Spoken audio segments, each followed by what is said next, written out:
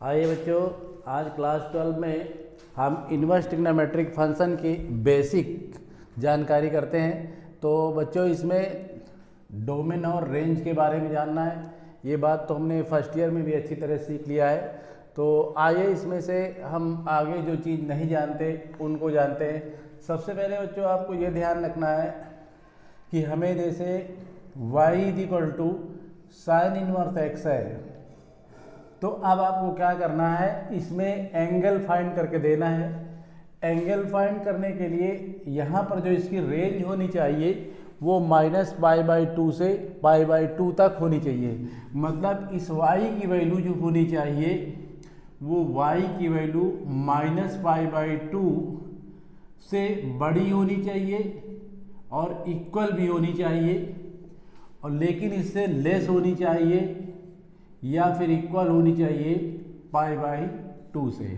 मतलब जो हमें इसमें प्रिंसिपल वैल्यू फाइंड करना होगा वो हमें y की वैल्यू इसी पे फाइंड करके देना होगा। इसी तरह से अगर हम कॉस में चलते हैं तो यहाँ पर हमारे पास कॉस इनवर्स x है, अगर इसकी वैल्यू, तो यहाँ पर जो हमें रेंज है वो 0 से पाई है। मतलब हमें जो y की वैल्यू देना है तो 0 से बड़ी हो सकती है या 0 के इक्वल हो सकती है। इसमें पाई हो सकती है या पाई से क्या हो सकती है, बड़ी, पाई से छोटी हो सकती है वैल्यू।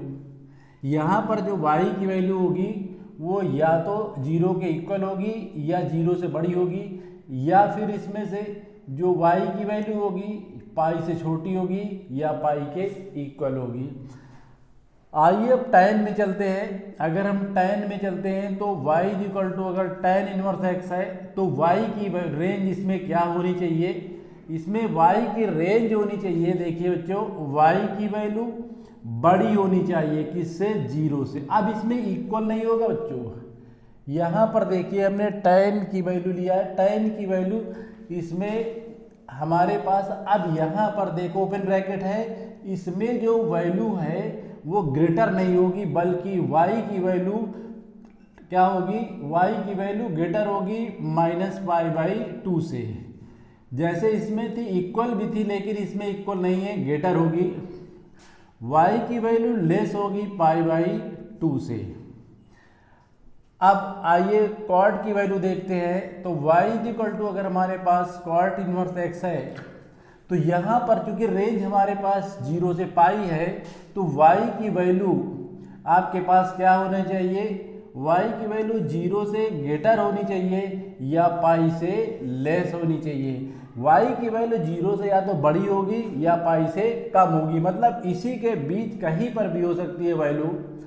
आइए चलते हैं सेक इनवर्स में। तो y = अगर सेक इनवर्स x है तो यहाँ पर हमें क्या करना है, देखिए यहाँ पर जो हमें लेना है y की वैल्यू, फिर आप देखिए यहाँ पर y की वैल्यू ग्रेटर हो सकती है, इक्वल हो सकती है, किससे, 0 से। और यहाँ पर आप देखिए लेस हो सकती है, इक्वल हो सकती है पाई के, लेकिन इसमें से π/2 इंक्लूड नहीं होगा, क्योंकि माइनस आप कर रहे हैं तो इसके मिड हो सकती है या ये वैल्यू भी हो सकती है, लेकिन π/2 वैल्यू इसमें नहीं हो सकती है। चलिए कॉसेक इनवर्स में देखते हैं। कॉसेक इनवर्स x है, इसमें क्या रेंज हो सकती है, इसमें y की वैल्यू जो बच्चों हो सकती है वो, अब y की वैल्यू ग्रेटर हो सकती है, इक्वल हो सकती है -π/2 से, या y की वैल्यू लेस हो सकती है, इक्वल हो सकती है π/2 के, लेकिन इसमें 0 नहीं हो सकती है, इसमें वैल्यू 0 नहीं हो सकती। तो इस तरह से बच्चों आपने इसमें रेंज देखा। तो हमें इस एक्सरसाइज में प्रिंसिपल वैल्यू निकालना है। तो प्रिंसिपल वैल्यू जो हम निकालेंगे वो प्रिंसिपल वैल्यू सबसे छोटी वैल्यू होती है, सबसे छोटा एंगल होता है, तो हम इन फार्मूलों की मदद से उनको फाइंड करेंगे। लेकिन इसमें कुछ और भी कंडीशन है फार्मूलों की, उनको भी सीख लेते हैं बच्चों, उसमें ज़रूरत पड़ सकती है आपको। तो उसमें किस फार्मूले की ज़रूरत पड़ सकती है उसको भी देखते हैं बच्चों। जैसे हमारे पास यहाँ पर बच्चों साइन इनवर्स है, साइन इनवर्स लेके ये माइनस में है, या फिर हमारे पास कॉसेक इनवर्स है और वो भी माइनस में है, या फिर हमारे पास tan इनवर्स है और वो भी माइनस में है। तो इसमें क्या होगा, अगर हमारे पास माइनस का x है तो ये माइनस आप पहले ला सकते हैं। इसी तरह से अगर आप इसमें कॉसेक इनवर्स है तो ये माइनस आप पहले ला सकते हैं। इसी तरह आप tan इनवर्स में भी इस माइनस को पहले ला सकते हैं। लेकिन अगर यहाँ पर एक आपके पास ग्रुप ये है, दूसरा ग्रुप आपके पास क्या होगा, ये कॉस इनवर्स का दूसरा ग्रुप होगा और यहाँ पर कॉस के बाद यहाँ सेक इनवर्स होगा और फिर कॉट इनवर्स होगा।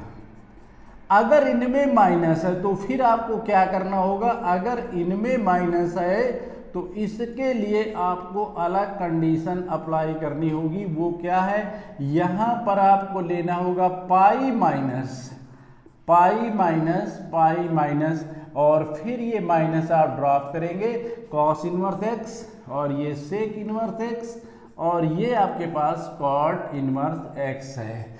तो ये बच्चों भी इन फार्मूलों को भी आपको ध्यान में रखना है, ये भी हमारी मदद करेंगे एक्सरसाइज को सॉल्व करने में।